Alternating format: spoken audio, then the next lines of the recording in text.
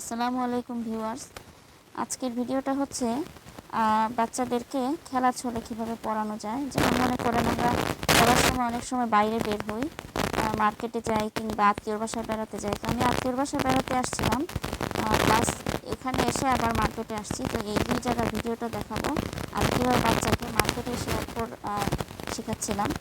এখানে দেখেন এরকমভাবে অনেক জায়গায় শোরুমের এই জায়গায় লেখা আছে বিভিন্ন ধরনের অক্ষর। তো আমার মেয়েকে দেখাচ্ছিলাম আর লেখাগুলা দেখে এই যে এখানে দেখেন সেল লেখা আছে। আচ্ছা পারিসা, এখানে এ কোথায় বলো তো? 2 নাম্বার অক্ষরটা এ। Very good. তো ভিউয়ার্স, এরকমভাবে আমি আরও অনেকগুলো অক্ষর তাকে দেখিয়েছি এবং সে আমাকে এবিসিডি পর্যন্ত বলে ফেলেছে। তো এবার এখানে যাচ্ছে, এই যে এখন তো পড়াশোনার সময় আছে, বই তো নাই, কি করবে? পড়ার সময়ে ওর বাবা একটু রাগ করে যে পড়ার সময় পেরানো কেন করবে। তো এই জন্য আচ্ছা, এখানে কোনো আমি তো দেখি এখানে কয়টা সিঁড়ি আছে। বই ছাড়া এইগুলো পড়া। হ্যাঁ, সে 10 পর্যন্ত এখানে সিঁড়িগুলো গুনে ফেললো। হ্যাঁ, হুম হুম হুম হুম হুম ভেরি গুড।